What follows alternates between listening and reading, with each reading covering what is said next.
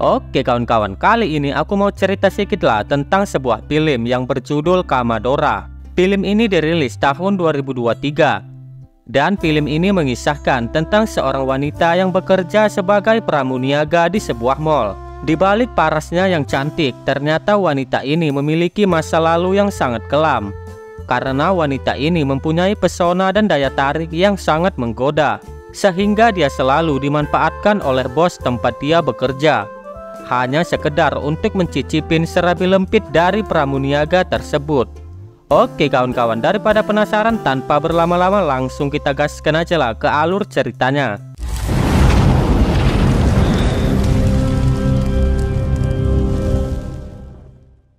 Film dibuka dengan memperlihatkan seorang wanita cantik yang bernama Jessica.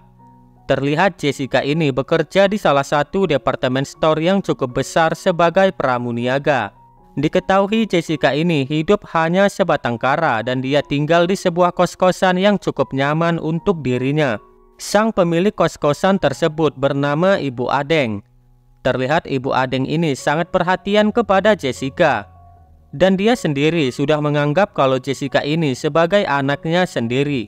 Bu Adeng sendiri sudah mempunyai anak seorang laki-laki yang bernama Agner. Saat di tempat kerjanya, Jessica mempunyai dua orang sahabat yang bernama Melai dan yang satunya bernama Indai. Terlihat kalau pertemanan mereka ini sangatlah harmonis. Saat jam kantor akan segera dimulai, mereka kemudian melakukan briefing terlebih dahulu agar semua pekerjaan mereka dapat berjalan lancar.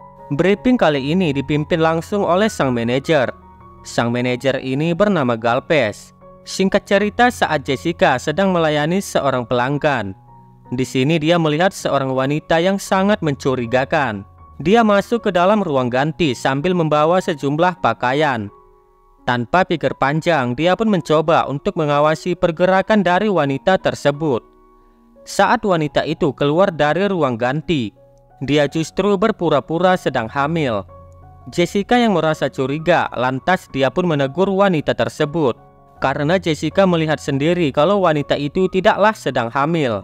Namun karena dirinya merasa telah dituduh oleh Jessica, lantas wanita tersebut marah dan memaki Jessica di depan banyak orang. Seolah-olah Jessica ini yang bersalah dan telah menuduhnya sebagai pencuri. Terlihat suasana toko itu menjadi kacau. Tidak lama kemudian datanglah Galpes mencoba untuk menengahi keributan tersebut. Karena tidak terima telah dihina oleh si pencuri, Jessica kemudian membongkar paksa perut wanita tersebut. Dan benar saja, wanita itu telah mencuri beberapa pakaian yang disembunyikan di balik perutnya sendiri. Hindi ako magnanakaw! Hindi ako magnanakaw! Karena Jessica ini sudah membuat kegaduhan di dalam toko, maka ia pun harus menghadap sang manajer toko tersebut. Di sini Galpes pun mencoba untuk memberi arahan kepada Jessica dan memberi peringatan jika hal seperti itu harus dihindarin. Di sisi lain, Galpes ini mempunyai rasa cinta terhadap Jessica. Di sini dia pun mencoba untuk memanfaatkan situasi itu dengan cara mengadukan peristiwa hari ini kepada bos besar pemilik toko. Jessica yang merasa takut dengan ancaman tersebut, lantas dia pun memohon ampun dan meminta keringanan kepada Galpes. Galpes yang sudah memiliki nafsu yang sangat tinggi terhadap Jessica, maka dia menyuruh Jessica untuk menuruti semua keinginannya. Dengan terpaksa mau tidak mau, Jessica harus rela untuk mencicipin permen karet yang terbuat dari daging milik Galpes sendiri. Selepas itu mereka pun kembali bekerja. Pada kali ini lagi-lagi Jessica harus bertemu dengan pelanggan yang sangat meresahkan tokonya. Kali ini dia bertemu dengan seorang pelanggan bapak-bapak yang berpura-pura akan membeli sebuah sepatu. Namun ternyata bapak-bapak itu hanya ingin melihat lengkuk tubuh dan gunung kembar milik Jessica. Karena merasa telah dilecehkan, lantas kesabaran Jessica pun kembali diuji. Kali ini dia mencoba untuk bersabar dan menahan amarahnya. Namun keributan itu sampai terdengar kemana-mana. Hoy, bastos ka! Ako bastos? Kayo nga po kanina pa ako sinisilipan eh. Tidak lama kemudian Galpes pun datang dan mencoba untuk melerai keributan di sana. Galpes yang tahu jika Jessica pasti akan menambah masalah, Lantas Galvez pun menyuruh Melay untuk melayani si bapak-bapak mesum itu. Tidak lama kemudian Jessica pun dipanggil ke kantornya Galvez. Galvez kembali mengingatkan Jessica untuk selalu mengalah kepada pelanggan. Karena pada prinsipnya pembeli itu adalah raja. Jessica yang berusaha untuk memberikan pembelaan. Namun semua itu tampak sia-sia di mata Galvez. Kitang-kita niyo naman po kanina, di ba? Ako yung binato. Melihat Jessica yang sudah tersudutkan, lantas dia pun mencoba untuk memanfaatkan kembali situasi tersebut. Galvez bisa saja memaafkan semua kesalahan Jessica pada hari ini. Namun semua itu harus ada syaratnya. Galvez menyuruh Jessica untuk kembali mencicipin permen karet yang terbuat dari daging milik Galvez. Jessica yang sudah tidak punya pilihan lain. Dengan sangat terpaksa, Jessica pun melakukan semua keinginan Galvez sendiri.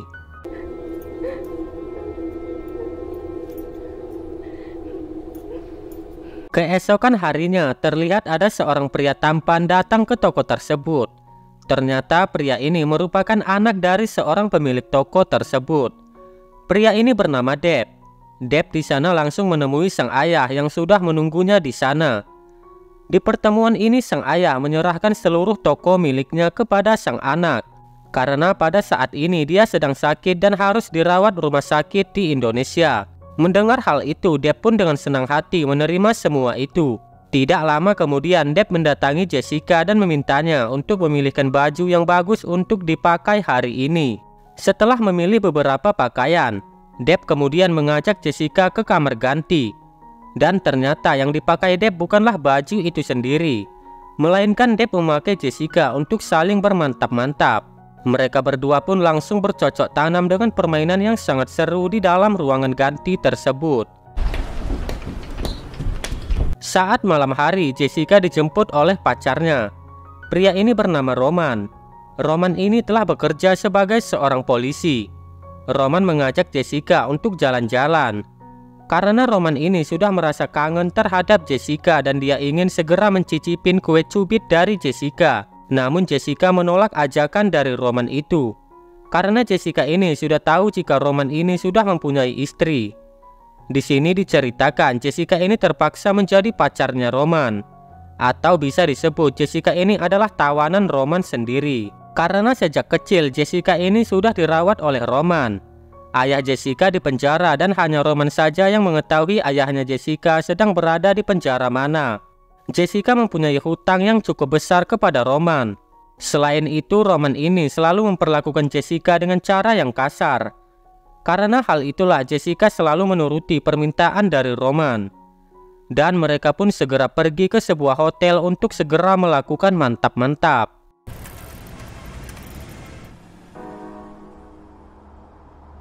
Keesokan harinya, Jessica yang baru saja pulang dari hotel.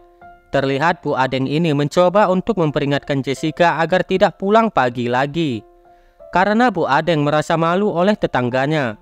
Dikarenakan Bu Adeng ini pemilik kos-kosan dan sekaligus seorang guru. Setelah itu Bu Adeng pergi mengajar seperti biasa. Sedangkan Agner pergi untuk ke sekolah. Namun di tengah jalan Agner tiba-tiba menerima kabar bahwa guru mereka tidak datang untuk mengajar. Agner memutuskan kembali lagi ke rumah dan di sana dia tidak sengaja melihat Jessica sedang tertidur pulas. Tidak lama kemudian Jessica pun terbangun karena ada telepon dari Roman. Roman menyuruh Jessica mengemasi barang-barangnya dan mengajaknya pergi dari tempat tersebut. Tidak lama kemudian Jessica pun pergi ke kamar mandi dan bersih-bersih. Kebetulan hari itu Jessica baru saja datang bulan. Namun hal yang tidak terduga justru terjadi di sana. Di dalam kamar mandi ternyata ada Agner yang sedang melakukan senam 5 jari. Melihat hal itu, Jessica pun tertawa dan memaklumin apa yang sedang dilakukan oleh Agner yang masih berusia remaja. Semua itu Agner lakukan karena dia sangat terobsesi saat melihat Jessica yang sangat menggoda sekali di matanya. Ginagawa mo? Ano ka ba, uling-uli na kita? Huwag ka nang magkaila, nagtetibots ka pa dyan eh. Sorry na. Tidak lama kemudian mereka pun memasak dan makan bersama layaknya suami istri. Di sana Jessica pun mencoba untuk mengajarkan Agner cara bercocok tanam yang baik dan benar. Namun sayangnya Jessica ini sedang ada halangan dan dia hanya bisa memainkan tongkat saktinya dengan menggunakan mulut. Tiba-tiba Bu Adeng pulang dan permainan pun terpaksa dihentikan saat Agner sedang enak-enaknya bermain. Keesokan harinya Jessica mulai mengemasi barang-barangnya dan berpamitan kepada Bu Adeng. Dia akan pergi ke toko tempat kerjanya karena sang atasan menyuruhnya untuk masuk kerja. Dengan berat hati Jessica pun meninggalkan Bu Adeng yang sudah dia anggap ibunya sendiri dan tidak akan pernah kembali lagi ke rumah itu. Di tempat lain Inde sedang menemui Galpes untuk meminta kenaikan gaji. Selain itu dia juga meminta maaf karena belum bisa melunasi hutangnya kepada Galpes. Karena tidak punya uang, kini Indai pun mencoba membayar hutang tersebut dengan cara memberikan Galpes serabi lempitnya. Saat malam hari Roman datang ke tempat Jessica bekerja. Dia mencari Jessica dan bertanya kepada Melai tentang keberadaan Jessica saat ini. Melai memberitahu kepada Roman jika hari ini Jessica libur dan tidak masuk kerja. Namun Roman tidak percaya dengan perkataan Melai. Dia kemudian menemui Galpes dan menanyakan keberadaan Jessica. Karena tidak puas atas jawabannya, Roman kemudian menghajar Galpes dengan alasan Galpes ini sering berbuat tidak baik kepada Jessica dan kepada karyawan wanita yang bekerja di toko tersebut. Di tengah-tengah kerusuhan ada seseorang yang menyelinap masuk ke dalam toko lewat parkiran. Ternyata orang yang menyelinap itu adalah Jessica. Saat di dalam toko, ia sengaja membakar panel listrik hingga menyebabkan seluruh toko habis terbakar. Tidak lama kemudian dia pun pergi ke ruang berangkas untuk mengambil semua uang dan semua surat-surat penting yang ada di sana. Saat Jessica hendak pergi keluar, dia melihat Melai yang tewas ditembak oleh Roman. Ternyata peristiwa semua ini sudah mereka rencanakan jauh-jauh hari. Jessica yang merasa tidak tega melihat sahabatnya menjadi korban. Lantas dia pun memberikan kartu identitas beserta dompetnya agar orang-orang mengira kalau wanita yang tewas itu adalah Jessica. Singkat cerita, kita akan dibawa ke masa lalu saat pertama kali Jessica bertemu dengan Roman. Roman mengajak tinggal di rumahnya bersama istrinya bernama Monica. Inilah awal dari penderitaan Jessica. Terlihat kalau Monica ini sangat tidak menyukai Jessica karena Jessica ini terlihat lebih cantik daripada dirinya sendiri.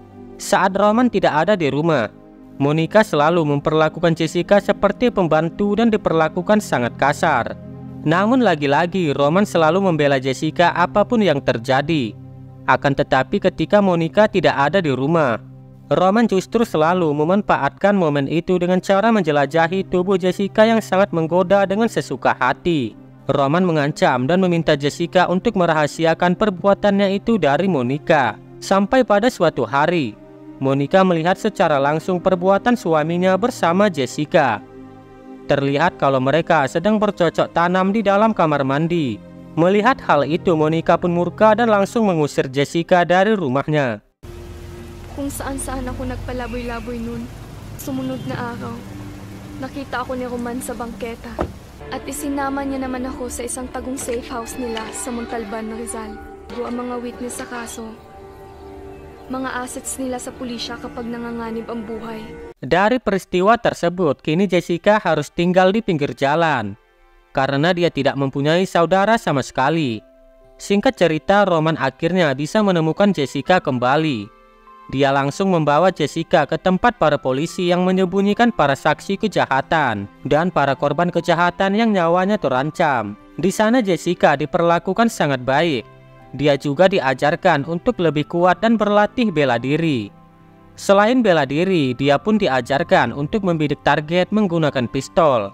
Dari situlah Jessica memutuskan untuk membebaskan dirinya dari ancaman Roman dan menemui ayahnya. Di tempat lain kita akan diperlihatkan dengan Deb yang sedang bermain judi. Di sini dia pun mendapatkan keberuntungan. Deb di sana menang banyak dan memutuskan untuk berhenti bermain lagi. Namun sang lawan tidak terima dengan kemenangan Deb tersebut. Deb kemudian memutuskan untuk pergi dari tempat judi itu. Namun kepergiannya itu tidak semudah yang dibayangkan. Dia justru dikejar oleh pihak lawan yang ingin membunuhnya. Saat di tengah jalan, dia bertemu dengan Jessica. Jessica kemudian mengajak Deb untuk kabur dan menyelamatkan diri dari para pembunuh itu. Deb yang kini sudah tertolong. Sebagai ucapan terima kasihnya, Depp memberikan sebuah pekerjaan kepada Jessica di departemen store miliknya selama 3 tahun. Singkat cerita, Jessica pun sudah bekerja di kantor miliknya Depp. Di sana justru tidak ada satu orang pun yang tahu bahwa Jessica dan Depp ini saling kenal satu sama lain. Di balik itu semua, ternyata Jessica ini dikirim Depp sebagai mata-mata di toko tersebut dan menjalin hubungan bersama Depp seperti bebas bermantap-mantap. Bahkan Jessica yang berusaha bertahan dengan Roman, ribut dengan pelanggan, dan kejadian-kejadian lainnya. Itu semua merupakan bagian dari rencananya. Semua itu Jessica lakukan agar dia bisa tahu di mana lokasi berangkas audit dan berangkas itu disimpan. Selain itu, rencana pembakaran toko juga termasuk dari rencana Depp sendiri. Jadi dalang dibalik peristiwa itu semua adalah Depp sendiri. Tujuan Depp melakukan itu semua adalah agar dia bisa mendapatkan uang asuransi dan selamat dari kebangkrutan. Setelah rencana mereka berjalan dengan lancar, kini mereka pun bersantai di suatu tempat yang jauh dari permukiman warga. Depp dan Jessica merayakan keberhasilan mereka. Akan tetapi setelah misi ini selesai, mereka harus berpisah satu sama lain dan tidak boleh bertemu lagi, agar rencana mereka tidak diketahui oleh orang lain. Sebagai imbalannya, Depp memberikan uang yang cukup besar kepada Jessica. Dan sebagai salam perpisahan, mereka pun harus bermantap-mantap terlebih dahulu. Kemudian scene pun berpindah ke masa lalu. Terlihat kalau ibunya Jessica ini sedang berselingkuh dengan seorang pria yang berprofesi sebagai seorang pembunuh bayaran. Sedangkan Jessica dan ibunya ini bertugas untuk membereskan sisa pekerjaan dari sang pembunuh. Sampai pada suatu malam, selingkuhan ibunya itu hendak memperkaos Jessica. Namun tiba-tiba ayahnya Jessica datang untuk menyelamatkan Jessica. Dan terjadilah perkelahian di antara mereka. Tanpa sengaja, pria itu malah membunuh ibunya Jessica. Jessica yang melihat hal itu pun merasa kesal dan marah terhadap pria tersebut. Tanpa pikir panjang, dia pun mencoba untuk membunuh pria tersebut. Layaknya naluri seorang ayah yang ingin melindungi anaknya. Di sini sang ayah berpura-pura bahwa dialah yang telah membunuh pria tersebut. Sang ayah kemudian ditangkap oleh para polisi. Dan salah satu polisi itu adalah Roman. Roman yang mendengar Jessica tidak mempunyai keluarga lagi. Dengan rasa kemanusiaan, Roman pun memanfaatkan situasi dan kondisi tersebut. Dan dari sinilah awal mula penderitaan Jessica dimulai. Singkat cerita, Jessica mencoba menelpon Roman dan memberitahunya bahwa dia sedang menuju penjara tempat ayahnya berada, sesuai petunjuk yang dikasih oleh Roman. Di sini Jessica pun sudah membayar hutang-hutangnya kepada Roman. Sesampainya di lokasi, Jessica langsung menanyakan keberadaan sang ayah kepada petugas yang ada di sana. Namun sayangnya, sang ayah justru sudah meninggal akibat terkena virus COVID-19. Mendengar hal itu, Jessica pun sangat bersedih karena belum sempat bertemu dengan sang ayah. Kini waktunya pun berlalu. Saat malam hari, Jessica bertemu dengan 2 orang laki-laki. Di sini laki-laki itu membawa sebuah mayat ke hadapan Jessica. Ternyata mayat itu adalah Roman sendiri. Jessica sengaja menyuruh orang lain untuk mengeksekusi Roman sebagai bentuk pembalasan dendam yang dia terima selama ini. Dan hingga pada akhirnya film pun tamat. Selamat. Ako nakakamada. Oke lah, itu aja lah ceritaku hari ini. Buat kalian yang sudah mampir ke channel ini, jangan lupa subscribe, like, dan komen agar aku bisa tambah semangat lagi membuat konten. Oke lah, sampai sini aja lah dulu pertemuan kita. Soalnya mau cari-cari konten lagi aku. Dadah, geng.